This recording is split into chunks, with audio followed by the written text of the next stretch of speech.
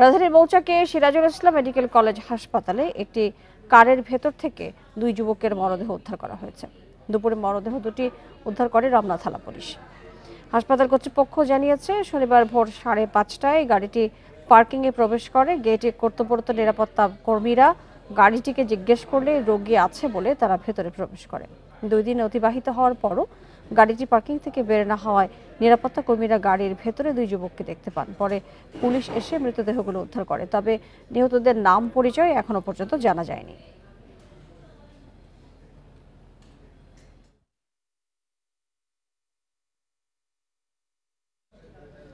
নওগাঁ জেলা বিএনপির দ্বিবার্ষিক সম্মেলন চলছে। সম্মেলনের প্রধান অতিথি হিসেবে কিছুক্ষণের মধ্যেই ভার্চুয়ালি যুক্ত হয়ে বক্তব্য রাখবেন দলের ভারপ্রাপ্ত চেয়ারম্যান তারেক রহমান।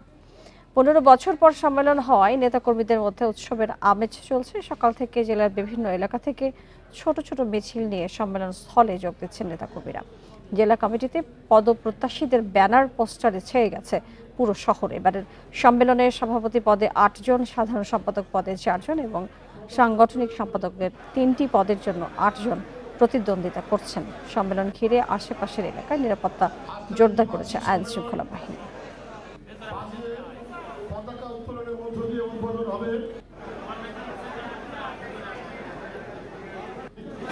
দলীয় এবং জাতীয় সঙ্গীত রেডি রাখবার জন্য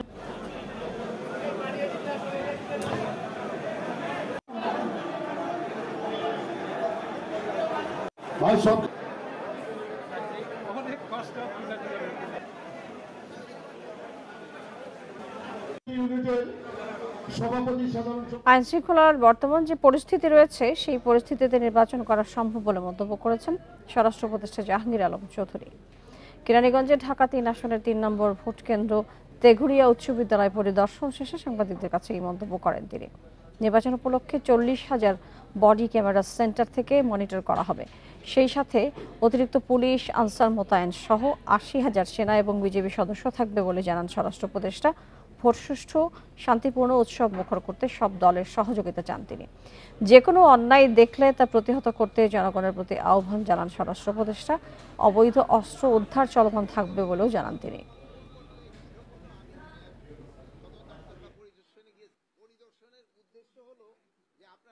ভোটটা যেন সুস্থ এবং শান্তিপূর্ণভাবে হয় এবং একটা উৎসব মুখর পরিবেশে হয়, এই জন্য আমাদের সব ধরনের চেষ্টা থাকবে।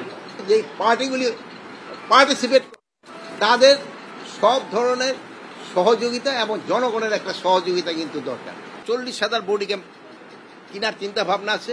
এটা পুরা ভোটার কেন্দ্রগুলিতে আমরা যেন নির্বাচনে এক জায়গা থেকে দেখা যায়। কুষ্টিয়ার মিরপুরে পূর্ব বিরোধের জেরে স্থানীয় এক সাংবাদিকের উপর হামলার অভিযোগ উঠেছে প্রতিবেশীর বিরুদ্ধে। ভোরে উপজেলার বিজিবি সেক্টর পাড়ায় এই ঘটনা ঘটে। স্থানীয়রা জানায়, কয়েকদিন আগে স্থানীয় পত্রিকা দৈনিক আজকের সূত্রপাতের মিরপুর উপজেলা প্রতিনিধি ফিরোজ আহমেদের নাতি এবং একই এলাকার প্রতিবেশী মিলনের ছেলে খেলাধুলা করছিল। তখন তাদের মধ্যে হাতাহাতির ঘটনা ঘটে। এ নিয়ে অভিভাবকদের মধ্যে কথা কাটাকাটি হয়।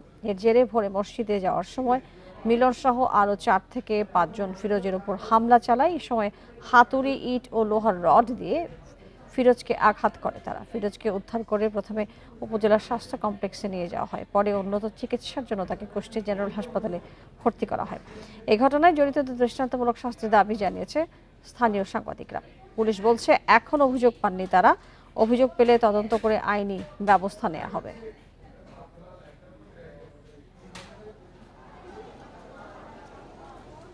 গাজীপুরের সাংবাদিক তুহিন হত্যার প্রতিবাদে বিভিন্ন জেলায় মানববন্ধন হয়েছে। সকাল 10টায় মানিকগঞ্জ প্রেস ক্লাব চত্বরে অংশ নেন জেলার বিভিন্ন গণমাধ্যমে কর্মরত সাংবাদিকরা।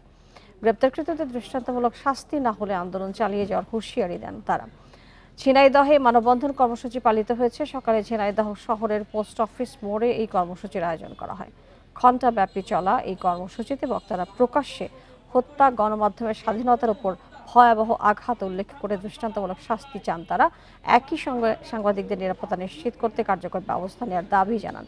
সাংবাদিক তুহিন হত্যাকারীদের ফাঁসি এবং সাংবাদিক সুরক্ষা আইনের দাবিতে ঝালকাঠি, সিরাজগঞ্জ, নীলফামারী, লালমনিরহাট এবং হিলিতে মানববন্ধন হয়।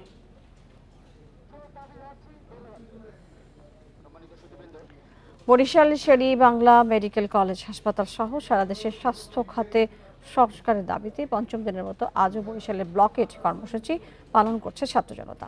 দুপুরে 12টার দিকে নগরের নথুল্লাবাদ কেন্দ্রীয় বাস টার্মিনাল এলাকায় ঢাকা রিশাল মহাসড়ক অবরোধ করেন আন্দোলনকারীরা বলেন শের-ই-বাংলা মেডিকেল কলেজ হাসপাতাল সহ দেশের স্বাস্থ্য ব্যবস্থার সংস্কারের জন্য তারা দীর্ঘদিন আন্দোলন চালিয়ে আসছেন, তবে এখনো পর্যন্ত কর্তৃপক্ষ তাদের সাথে কোনো প্রকার আলোচনা করেনি। স্বাস্থ্য খাত সংস্কার না হওয়া পর্যন্ত আন্দোলন চালিয়ে যাওয়ার হুঁশিয়ারি দেন তারা। এদিকে আন্দোলনকে ঘিরে নথুল্লাবাদ এলাকায় অতিরিক্ত পুলিশ মোতায়েন করেছে প্রশাসন।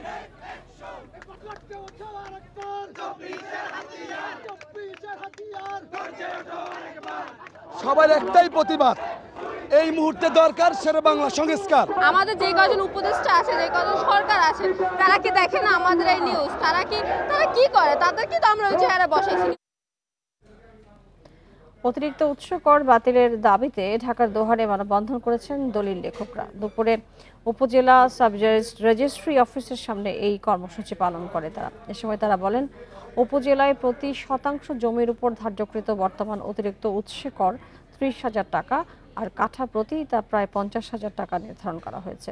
বাড়তি করের কারণে দিন দিন দলিল নিবন্ধনের সংখ্যা কমে যাচ্ছে, রাজস্ব বঞ্চিত হচ্ছে সরকার। এছাড়া কাজ কমে যাওয়ায় বিপাকে পড়েছেন দলিল লেখক এবং তাদের সঙ্গে জড়িতরা।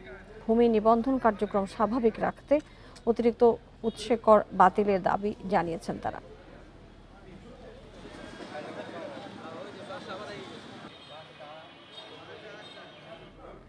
লালমনিরহাটের বুড়িমারি স্থলবন্দর এলাকার বাঁশকল থেকে মেডিকেল পর্যন্ত খানাখন্দে ভরা সড়কটি সংস্কারের দাবিতে আজ সোমবার সকালে মানববন্ধন অনুষ্ঠিত হয়েছে। এতে একাধিক প্রতিষ্ঠানের শিক্ষার্থী, শিক্ষক, আমদানি রপ্তানিকারক সহ এলাকার লোকজন মানববন্ধনে অংশ নেয়। স্থানীয়দের অভিযোগ, দীর্ঘ 15 বছর ধরে সড়কটির সংস্কার না হওয়ায় নিয়মিত দুর্ঘটনা ঘটছে। পাশাপাশি স্থলবন্দরে আমদানি রপ্তানিতেও এর বিরূপ প্রভাব পড়ে। মানববন্ধন চলাকালে পাটগ্রাম বুড়িমারি স্থলবন্দর মহাসড়কে যান চলাচল বন্ধ হয়ে পড়ে। পরে পাটগ্রামের উপজেলা নির্বাহী কর্মকর্তা ঘটনাস্থলে উপস্থিত হয়ে দ্রুত সড়ক সংস্কারের আশ্বাস দিলে ঘণ্টা খানেক পর যান চলাচল স্বাভাবিক হয়। আমরা এস্টিমেটের পর্যায়ে রয়েছে, আমাদের ডিজাইন অলরেডি চলে এসেছে আমাদের এলজিডির পাটগ্রাম দপ্তরে। আমরা এই ডিজাইনটি অনুযায়ী আমরা এস্টিমেট করছি। এস্টিমেট হয়ে গেলে আগামী 2-1 দিনের মধ্যে আমি মন্ত্রণালয়ে পাঠিয়ে দেব। পটুয়াখালীর কলাপাড়ায় টেকসই বেড়ি বাঁধ নির্মাণের দাবিতে কলাগাছের ভেলায় ভেসে সংবাদ সম্মেলন করেছেন স্থানীয়রা। সকাল 11টার দিকে উপজেলার ধানখালী ইউনিয়নের পশ্চিম লোন্দা গ্রামের টিয়াখালী নদীর তীর এলাকায় সংবাদ সম্মেলন অনুষ্ঠিত হয়। এ সময় ভুক্তভোগীরা বলেন, টিয়াখালী নদীতে বাঁধ না থাকায় প্রতিনিয়ত জোয়ারের পানিতে প্লাবিত হচ্ছে এলাকা, এতে নষ্ট হচ্ছে ফসলি জমি, রাস্তাঘাট, শিক্ষা প্রতিষ্ঠান ও বসত ভিটা তলিয়ে দুর্ভোগে পড়তে হয় তাদের।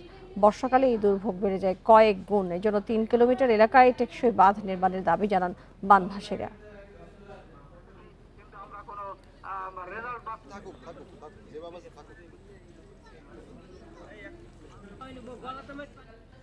এখনও ডেঙ্গুতে আক্রান্ত বেশিরভাগ রোগী রাজধানীর বাইরের, তবে চলতি মাসে ঢাকার 2 সিটিতে ডেঙ্গু রোগীর সংখ্যা বেড়েছে। মৃত্যুর হারও রাজধানীতে বেশি। এখন পর্যন্ত ডেঙ্গুতে মৃত্যু হওয়া 101 জনের মধ্যে 56 জনই ঢাকার 2 সিটির বাসিন্দা। সামনের দিনে ডেঙ্গু পরিস্থিতির অবনতি ঠেকাতে উদ্যোগ নেওয়ার কথা জানিয়েছেন 2 সিটির প্রশাসক। একটা সময় ছিল 80 থেকে 90% রোগী আক্রান্ত হতো ঢাকার 2 সিটিতে, তবে চলতি বছর পাল্টে গেছে সে দৃশ্যপট। 1 জানুয়ারি থেকে 10 আগস্ট পর্যন্ত আক্রান্ত 24,183 জনের মধ্যে 18,837 জনই ঢাকার বাইরের বাসিন্দা। তবে বর্ষা মৌসুমে অর্থাৎ আগস্টে এসে রাজধানীতে বাড়ছে ডেঙ্গু রোগীর সংখ্যা। প্রতিদিন গড়ে শতাধিক রোগী হাসপাতালে ভর্তি হচ্ছে, যা আগের থেকে প্রায় দ্বিগুণ। ঢাকা দক্ষিণ সিটির প্রশাসক বলছেন, রাজধানীতে বড় বড় হাসপাতালগুলো ঢাকা দক্ষিণে। এখানে ভর্তি বেশিরভাগ রোগী আসছে বিভিন্ন জেলা শহর থেকে। ডিএসসিসিতে ডেঙ্গু রোগী কম থাকলেও থেমে নেই মশক নিধন কার্যক্রম। ঔষধ ছিটাচ্ছি, সেটা কিন্তু আগে যেমন প্রতি মেশিনের জন্য আমরা ডেইলি 30 লিটার করে দিতাম, কিন্তু এখন কিন্তু 60 লিটার করে দিচ্ছি আমরা। তো আমাদের ঔষধের মাত্রাটা আমরা বাড়িয়েছি। তো আমরা আশা করতেছি আমাদের যে চলমান কার্যক্রম এটা যদি অব্যাহত রাখতে পারি, তাহলে আমার মনে হয় সেপ্টেম্বর অক্টোবর মাসেও আমরা নিয়ন্ত্রণে রাখতে পারবো বলে, বা এটা ছড়িয়ে পড়বে এরকম আমার কাছে মনে হয়। ঢাকা উত্তরের প্রশাসক বলছেন, এডিস নিধনে নেওয়া হয়েছে নতুন উদ্যোগ। সেই সাথে মাঠে রয়েছে ভ্রাম্যমাণ আদালত। এডিসের লার্ভা পেলে করা হচ্ছে জরিমানা। যে কোনো ডিজিজ মহামারী হয়ে যেতে পারে মানুষের অসুস্থতার কারণে। তো অসচেতনতা যেটা হচ্ছে সেটা তো আসলে ঘরের ভিতরে তো আমরা ঢুকতে পারছি না। তো এটা ডেফিনেটলি এটা একটা বড় মানে গ্যাপ রয়ে গেছে, যেটা পটেনশিয়ালি ড্যামেজ হতে পারে। তো সেই কারণে আমরা এটাকে সবসময় মাথায় রেখে সিরিয়াসলি কাজ করি। চলতি বছর ঢাকা উত্তরে আক্রান্ত হয়েছেন 2008 জন রোগী, আর ঢাকা দক্ষিণে আক্রান্তের সংখ্যা 3338 জন। Adilur Rahman, Independent News, Dhaka. নরসিংদীর একটি বেসরকারি হাসপাতাল থেকে চুরি হওয়া নবজাতককে উদ্ধার করা হয়েছে। রাতে বেলাব উপজেলার রাজাবাড়ি এলাকা থেকে তাকে উদ্ধার করা হয়। এই ঘটনায় আটক করা হয়েছে এক নারীকে। রোববার দুপুরে পৌর এলাকার বাসাইলস্থ ন্যাশনাল হেলথ কেয়ার হাসপাতাল থেকে চুরি হয় নবজাতক। সিসিটিভি ফুটেজে দেখা যায় বোরকা পরা এক নারী আঁচলের নিচে নবজাতকটিকে নিয়ে হাসপাতাল থেকে বেরিয়ে গেছেন। স্বজনদের অভিযোগ, হাসপাতালের গাফিলতি এবং অব্যবস্থাপনার কারণে এই চুরির ঘটনা ঘটেছে। তবে কর্তৃপক্ষের দাবি, পরিবারের উপস্থিতিতে এই চুরির ঘটনা ঘটেছে। এখানে কর্তৃপক্ষের কোনো অবহেলা ছিল না।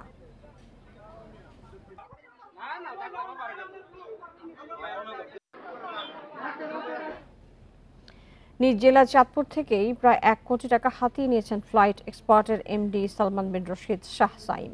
বিভিন্ন উপজেলার অন্তত 10 জন সাব এজেন্টের কাছ থেকে এইসব টাকা লোপাটের অভিযোগ পাওয়া গেছে। বিমানের টিকিট কেনা এবং অগ্রিম বুকিং দিয়ে বিপাকে ভুক্তভোগীরা। পালানোর 3 মাস আগেই বসতঘর বিক্রি করেন ফ্লাইট এক্সপার্টের এমডি সালমান। রাজধানী নয়াপল্টনে ওয়ার্ল্ডট্রেক ট্রাভেলের মালিক কচুয়ার বাসিন্দা ফখরুল আলম। একই জেলার মানুষ হওয়ায় ব্যবসায়িক সখ্যতা গড়ে ওঠে ফ্লাইট এক্সপার্টের এমডি সাইমের সাথে। ফখরুলের অভিযোগ, সাইম পালিয়ে যাওয়ায় 9 লাখ টাকা লোকসান হয়েছে তার। জমা দেয়া আছে আরও 30 লাখ টাকা। ওনাদের অ্যাকাউন্টে আমার 46,000 টাকা ছিল, ওই টাকাটাও তো আর আপাতত কানেকশন নাই। এছাড়া আমার নিয়ারলি 30 লাখ টাকার টিকিট এখনো রানিংয়ে আছে। শুধু ফখরুল নন, শাহরাস্তি, ফরিদগঞ্জ সহ বিভিন্ন উপজেলার আরও অনেকের টাকা হাতিয়ে নিয়েছেন ফ্লাইট এক্সপার্টের এমডি। গ্রামবাসী বলছে, 2 মাস আগে দামি গাড়ি ও ঢাকায় 4টি ফ্ল্যাট কেনেন সাইম। চৌমুনি বাজারে রয়েছে 3 তলা ভবন ও 48% জমি। কচুয়ার আছে একজন, আরো এক জায়গার আছে, আবার আমাদের যে পাশের গ্রাম যে বরিগাঁও থেকে উনিও কিছু টাকা পয়সা পাইবো। টিকিটের ব্যবসা করে এক্সপার্ট ফ্লাইট নামে কি জানি, এটা আমরা পরে শুনছি, এখন শুনতে পারি আর কি। বিভিন্ন নিউজ অথবা অনলাইনে দেখতে পাচ্ছি যে ওরা মানুষের টাকা মেরা চলে গেছে। তবে ফ্লাইট এক্সপার্টের পরিচালনা পর্ষদ ও কয়েকটি ট্রাভেল এজেন্সির ষড়যন্ত্রের অভিযোগ করেছেন সাইমের বাবা। ডিজিটালাইজড, এটার মধ্যে যদি কেউ কমান্ড না মানে তাহলে এটা বিরাট ক্ষতি হয়ে যায়। তখন তারা সিস্টেমটা তারা নিজেরাই বন্ধ করে দিয়েছে, যেন আর কেউ টিকিট ইস্যু না করে। পুলিশ বলছে, ভুক্তভোগীদের অভিযোগ পেলে আইনি ব্যবস্থা নেওয়া হবে। শুনেছি সে এই ব্যবসার সাথে জড়িত অনেক ভুক্তভোগী রয়েছে। কচুয়া থানা এলাকায় যদি এরকম কেউ ভুক্তভোগী থাকে, তাদেরা যদি আইনগত ব্যবস্থা গ্রহণ করতে চায়, তাহলে থানায় অভিযোগ দায়েরের প্রেক্ষিতে তার বিরুদ্ধে আইনগত ব্যবস্থা গ্রহণ করা হবে। অর্থ আত্মসাতের অভিযোগে 2 আগস্ট ফ্লাইট এক্সপার্টের এমডি সহ 5 জনের বিরুদ্ধে মামলা করেন এক ভুক্তভোগী। এই ঘটনায় 3 জনকে গ্রেপ্তার করে পুলিশ। তবে এমডি, তার বাবা ও ভাই পলাতক। Independent news. পাঠদান না করেই 13 বছর ধরে বেতন তুলছেন মাগুরার এক মাধ্যমিক বিদ্যালয়ের সহকারী শিক্ষক শিশির সরকার। সাবেক সংসদ সদস্যের এপিএস হওয়ায় ক্ষমতার দাপটে তার বিরুদ্ধে কোনো ব্যবস্থা নেয়নি স্কুল কর্তৃপক্ষ। স্থানীয়দের অভিযোগ, তাকে সহযোগিতা করছেন স্কুলের প্রধান শিক্ষক। মাগুরার শালিখা উপজেলার অভয়াচরণ মাধ্যমিক বিদ্যালয়ে 13 বছর ধরে সহকারী শিক্ষক পদে আছেন শিশির সরকার। সাবেক এমপি বীরেন শিকদারের এপিএস ছিলেন তিনি। ক্ষমতার দাপটে ক্লাসে না এসেও নিয়মিত বেতন ভাতা তুলেছেন। ইন্ডিপেন্ডেন্ট টেলিভিশনে সংবাদ প্রচারের পর গত 14 মে শিশির সরকারকে চাকরি থেকে বরখাস্ত, এমপিও বাতিলের সুপারিশের বিষয়ে প্রয়োজনীয় ব্যবস্থা নিতে প্রধান শিক্ষককে নির্দেশ দেয় উপজেলা নির্বাহী কর্মকর্তা। অভিভাবকদের অভিযোগ, এরপরও ওই শিক্ষকের বিরুদ্ধে কোনো ব্যবস্থা নেননি প্রধান শিক্ষক। ক্লাসে না এলেও স্কুলের হাজিরা খাতায় তাকে দেখানো হচ্ছে অনুপস্থিত হিসেবে।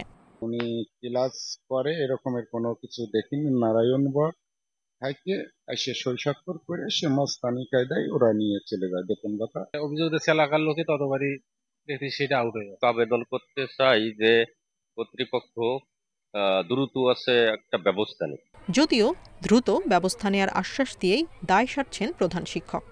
দেরি হলো বলতে আমরা তো কার্যক্রমটা করবো, কমিটিও ছিল না, একটা প্রসেস তো আছে, করতে হবে, সেইভাবে তো করা লাগবে, সেইভাবে যতটুকু হয়েছে দেরি। অভিযুক্ত শিশির সরকারের বিরুদ্ধে বিভাগীয় মামলা করতে প্রধান শিক্ষককে নির্দেশ দেওয়া হয়েছে বলে জানান জেলা প্রশাসক। ম্যানেজিং কমিটির আহ্বায়ক স্কুলের হেড টিচারকে বলেছেন বিষয়টা তার এমপিও বাতিল করে তার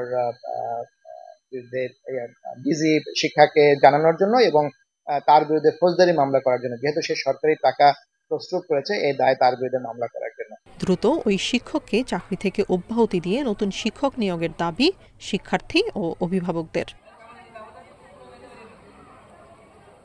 ইন্ডিপেন্ডেন্ট নিউজ। মুন্সিগঞ্জে চেতনানাশক ব্যবহার করে ইজি বাইক ছিনতাইকারী চক্রের 7 সদস্যকে গ্রেপ্তার করেছে পুলিশ। রোববার রাতে জেলার বিভিন্ন স্থানে অভিযান চালিয়ে তাদের গ্রেপ্তার করা হয়।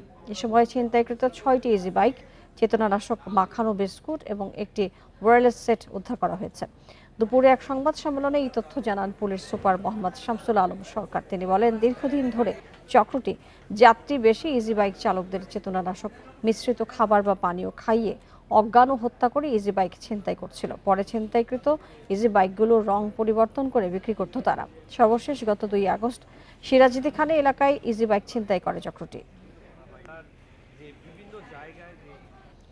গাজীপুরের শ্রীপুরে শিশুকে দল বেঁধে ধর্ষণের অভিযোগ উঠেছে।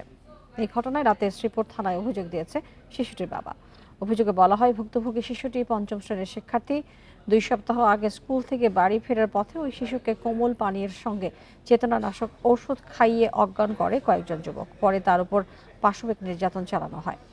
এই ঘটনার আপত্তিকর ভিডিও সামাজিক যোগাযোগ মাধ্যমে ছড়িয়ে দেওয়ার ভয় দেখিয়ে একাধিকবার মেয়েটিকে ডেকে নিয়ে পালাক্রমে ধর্ষণ করে তারা।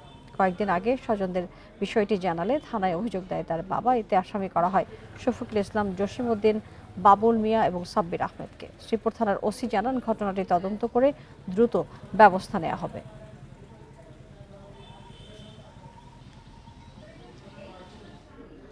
লক্ষ্মীপুরের আলোচিত জোড়াখুন সহ 23 মামলার আসামি আলমগীর হোসেন ওরফে কদু আলমগীরকে গ্রেপ্তার করেছে যৌথ বাহিনী। ভোরে উত্তর জয়পুর ইউনিয়নের কংস নারায়ণপুর এলাকায় নিজ বাড়ি থেকে তাকে গ্রেপ্তার করে পুলিশ। পুলিশ জানায়, আসামি কদু আলমগীরের বিরুদ্ধে বশিরপুর ইউনিয়নে নোমান রাকিব হত্যাসহ অন্তত 23টি মামলায় গ্রেপ্তারি পরোয়ানা রয়েছে। এছাড়া হত্যাসহ একাধিক মামলার আরেক আসামি আল আমিনকেও গ্রেপ্তার করা হয়। সে সদর উপজেলা বশিরপুর ইউনিয়ন যুব দলের সাধারণ সম্পাদক ছিলেন। তারা দুইজনই তালিকাভুক্ত শীর্ষ সন্ত্রাসী। গ্রেপ্তারকৃতদের থানায় হস্তান্তর করা হয়েছে বলেও জানায় পুলিশ।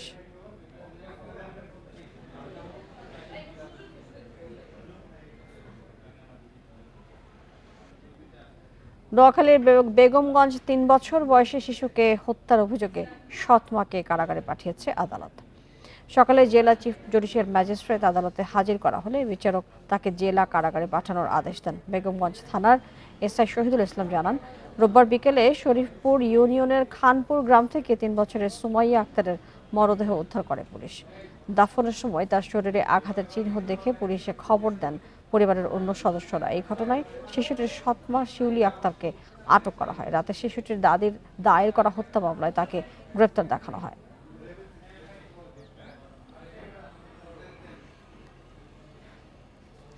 মৌলভীবাজারের কমলগঞ্জে ইলেকট্রিশিয়ান আব্দুল রহিমকে হত্যার রহস্য উদ্ঘাটন করেছে পুলিশ। রহিমের কাছে টাকা চাইলে না দেয়ায় ছোট ভাই তাকে হত্যা করেছে বলে দাবি পুলিশের।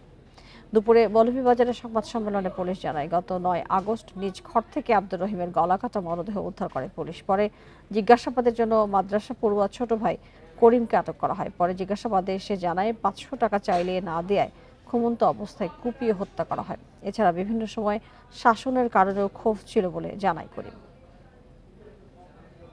আমরা এক পর্যায়ে জানতে পারি যে ভিকটিমের ছোট ভাই এখানে রানা, আমরা ছদ্মনাম ইউজ করতেছি, সে হচ্ছে গলা কেটে তার বড় ভাইকে হত্যা করে। মূলত হচ্ছে তাদের মধ্যে এই শাসন নিয়ে, পারিবারিক শাসন নিয়ে এবং বিভিন্ন পারিবারিক ঝামেলা নিয়ে তার মধ্যে ক্ষোভ ছিল। নওগাঁ জেলা বিএনপি দ্বিবার্ষিক সম্মেলনে লন্ডন থেকে ভার্চুয়ালি যুক্ত হয়ে বক্তব্য রাখছেন দলটির ভারপ্রাপ্ত চেয়ারম্যান তারেক রহমান। আমরা সরাসরি সেখানে চলে যাচ্ছি। ডাক্তারদেরকে নিয়ে গেছে, তাদের স্বেচ্ছাসেবক দলের নেতাকর্মীদেরকে নিয়ে গেছে, অথবা নিজেরা মিলে গ্রুপ নিয়ে গিয়েছে, যার যত চিরা মুড়ি যা পেরেছে দিয়ে কম বেশি মানুষকে সাহায্য করেছে, সহযোগিতা করেছে। মানুষ এটা দেখেছে। আপনারা দেখেছেন যখন শহীদ জিয়া দেশের দেশের দেশ পরিচালনার দায়িত্বে ছিলেন, আমরা দেখেছি তার আগে কি হয়েছে, দুর্ভিক্ষ হয়েছে, কিন্তু শহীদ জিয়া শুধুমাত্র খালগুলোকে কেটে খালে পানি এনে কৃষকের পানির ব্যবস্থা করে কিভাবে দেশের ফসল উৎপাদন দ্বিগুণ করেছিলেন, বৃদ্ধি করেছিলেন। প্রিয় ভাই বোনেরা, দেশের মানুষ প্রায় 20 কোটি। এই 20 কোটি মানুষের অর্ধেক নারী। এখন এই অর্ধেক জনসংখ্যাকে পিছনে রেখে কিন্তু আমরা দেশকে সামনে নিতে পারবো না। এবং একটি জাতিকে যদি সামনে এগিয়ে নিয়ে যেতে হয়, অন্তত বেসিক শিক্ষা ব্যবস্থাটা নিশ্চিত করতে হবে। আমরা কি দেখেছি দেশনেত্রী খালেদা জিয়ার সময়, এই অর্ধেক যে নারী সমাজ, এই নারী সমাজ যাতে শিক্ষার আলো থেকে বঞ্চিত না হয়, আমরা দেখেছি দেশনেত্রী খালেদা জিয়া নারীদের দ্বাদশ শ্রেণী পর্যন্ত নারীদের শিক্ষা ব্যবস্থা উনি বিনামূল্যের ব্যবস্থা করে দিয়েছিলেন, যাতে মেয়েরা বিনামূল্যে পড়ালেখা শিখতে পারে। এই যে মূল দুটি, এরকম আরও যদি আমরা বলি আরও অনেক এরকম বিষয় আছে, কিন্তু কি এই বিষয়গুলো? এই বিষয়গুলো দিয়ে আমি বোঝাতে চেয়েছি যে দেশের মানুষের জন্য, দেশের জন্য যে কাজটি করলে দেশ উপকৃত হবে, মানুষ উপকৃত হবে, এইরকম অনেকগুলো কাজ বিএনপি সেই সময় কাজ করেছিল। এবং এই সকল বিষয় দেখেই কিন্তু মানুষ ভরসা করে বিএনপির উপরে। প্রিয় ভাই বোনেরা, উপস্থিত সহকর্মীবৃন্দ, আপনাদের এখানে এই ঘরে যারা কাউন্সিলর হিসেবে উপস্থিত আছেন, কাউন্সিলরবৃন্দের বাইরেও বিএনপির বিভিন্ন পর্যায়ে, বিএনপির অঙ্গ সহযোগী সংগঠনের বিভিন্ন পর্যায়ে নেতাকর্মীবৃন্দ উপস্থিত, আপনাদের সবার কিন্তু একটি বিষয়ের ধারণা আছে, একটি বিষয়ে জানা আছে। কি? এই যে দেখুন, এখন পত্র পত্রিকা খুললে, টিভি খুললে আমরা একটি সংবাদ দেখি। কি সংবাদ? যে রিফর্ম নিয়ে, অর্থাৎ সংস্কার নিয়ে, বিভিন্ন বিষয়ে সংস্কার নিয়ে আলোচনা হচ্ছে। এই যে অন্তর্বর্তীকালীন সরকার একটি সংস্কার কমিশন করে দিয়েছে। এই কমিশন বিভিন্ন বিষয় নিয়ে আলোচনা করছে, সংস্কারের বিভিন্ন বিষয় নিয়ে, যে কি কি সংস্কার করলে দেশের কি কি ভালো হবে। নেতৃবৃন্দ, আপনাদের প্রত্যেকের জানা আছে, প্রত্যেকের ধারণা আছে, এই যেই সংস্কারগুলোর বিষয়ে আলাপ আলোচনা হচ্ছে, এই সংস্কারগুলোর বিষয় আপনার দল, বাংলাদেশ জাতীয়তাবাদী দল বিএনপি, আজকে থেকে 2-2.5 বছর আগে যখন স্বৈরাচার এই দেশের মানুষের টুটি চেপে ধরেছিল, যখন স্বৈরাচার এই দেশের মানুষের ভোটের অধিকারকে কেড়ে নিয়েছিল, যখন যে স্বৈরাচারকে বাংলাদেশের মানুষ বিতাড়িত করে দিয়েছে বাংলাদেশ থেকে, সেই স্বৈরাচার যখন বাংলাদেশের মানুষের অর্থ সম্পদ লুটপাট করে পাচার করে দিচ্ছিল, সেই সময় আমাদের দল বিএনপি বাংলাদেশের মানুষের সামনে এই 31 দফা উপস্থাপন করেছিল, রাষ্ট্র মেরামতের 31 দফা। মনে আছে আপনাদের? আচ্ছা, মনে অবশ্যই আছে আপনাদের, আমি জানি। এই 31 দফার মধ্যে নিশ্চয়ই আপনারা কম বেশি সকলে দেখেছেন, এই 31 দফার মধ্যে বিএনপি কি কি সংস্কার করতে চায় রাষ্ট্রকে মেরামত করার জন্য, রাষ্ট্রকে জনগণের মতন করে গড়ে তোলার জন্য কি কি মেরামত করতে চায় রাষ্ট্র কাঠামো, সেই বিষয়গুলো সব আছে এই 31 দফার মধ্যে। আজকে যদি আপনি আপনার দলের এই 31 দফা এবং অন্তর্বর্তীকালীন সরকারের যে সংস্কার কমিশন আছে তাদের বক্তব্য যদি থাকেন, দেখবেন যে প্রায় সবগুলো বিষয়, 2-4টা হয়তো এদিক ওদিক থাকতে পারে, কিন্তু সবগুলো বিষয় মিলে যাচ্ছে। প্রিয় সহকর্মীবৃন্দ, যেই বিষয়গুলো এই দেশকে মেরামত করার জন্য, যে বিষয়গুলো আজকে বহু মানুষ, আমরা কাউকে ছোট করতে চাই না, আমরা কাউকে হেয় করে কথা বলতে চাই না, আমরা চাই সবাইকে নিয়ে কাজ করতে, আমরা সকলকে ঐক্যবদ্ধভাবে কাজ করতে, আমরা সকলের মতামতকে সম্মান জানাতে চাই। কিন্তু গত 6 মাস 1 বছর ধরে যারা সংস্কারের কথা বলছেন, তাদের বহু আগে আপনি সংস্কারের কথা বলেছেন। যারা আজ সংস্কার এই সংস্কার হতে। নওগাঁ জেলায় বিএনপি দ্বিবার্ষিক সম্মেলনে কথা বলছিলেন দলটির ভারপ্রাপ্ত চেয়ারম্যান তারেক রহমান। আমরা চলে যাচ্ছি পরের খবরে। জুলাই গণঅভ্যুত্থানের বর্ষপূর্তি পালনে রাজশাহী বিশ্ববিদ্যালয়ে বর্ণাঢ্য বিজয় র্যালি এবং সমাবেশ অনুষ্ঠিত হয়েছে। বেলা 11টার দিকে ক্যাম্পাসে অনুষ্ঠিত এই র্যালিতে অংশ নেয় জাতীয়তাবাদী আদর্শের শিক্ষক, কর্মকর্তা কর্মচারী, ছাত্রদলের নেতাকর্মী ও শিক্ষার্থীরা। প্যারিস রোড থেকে শুরু হয়ে র্যালিটি ক্যাম্পাসের বিভিন্ন সড়ক প্রদক্ষিণ করে সিনেট ভবনের সামনে গিয়ে সমাবেশ অনুষ্ঠিত হয়। এ সময় বক্তারা বলেন, ফ্যাসিবাদী শক্তি সারা দেশে অস্থিতিশীল পরিবেশ সৃষ্টির ষড়যন্ত্র করছে। ফ্যাসিবাদের দোসরদের রুখতে জুলাইয়ের ছাত্র জনতার আন্দোলনের সকল পক্ষকে ঐক্যবদ্ধ থাকার আহ্বান জানান তারা।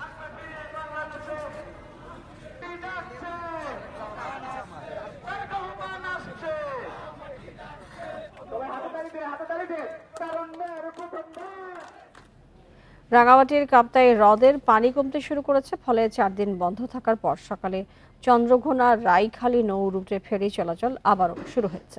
কাপ্তাই পানি বিদ্যুৎ উৎপাদন কেন্দ্রের ব্যবস্থাপক মাহমুদ হাসান জানান, হ্রদের পানি কমায় বাঁধের দরজা 3.5 ফুট থেকে কমিয়ে 1.5 ফুটে নামিয়ে আনা হয়। পরিস্থিতি আরও উন্নতি হলে মঙ্গলবার বন্ধ করে দেওয়া হবে স্পিলওয়ের 16টি দরজা। কর্ণফুলী নদীতে প্রবল স্রোতের কারণে 7 আগস্ট চন্দ্রঘোনা রাইখালী নৌ রুটে ফেরি চলাচল বন্ধ করে দেওয়া হয়। ফেরি বন্ধ থাকায় রাঙামাটির সাথে বান্দরবানের সড়ক যোগাযোগ বন্ধ আছে। এদিকে কাপ্তাই হ্রদের পানি কমায় স্বস্তিতে ফিরছে হ্রদ তীরবর্তী নিচু এলাকায়। দ্রুত পানি পুরোপুরি কমে যাওয়ার আশা করছেন পানিবন্দী এলাকার মানুষ। 5 আগস্ট কাপ্তাই হ্রদের পানির উচ্চতা বিপদসীমা ছাড়িয়ে যাওয়ায় বাঁধের সবগুলো গেট খুলে দেওয়া হয়।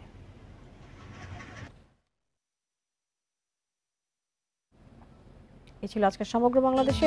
আরো বিস্তারিত জানতে চোখ রাখুন ফেসবুক, ইউটিউব এবং এক্সে। ধন্যবাদ সবাইকে সাথে থাকার জন্য।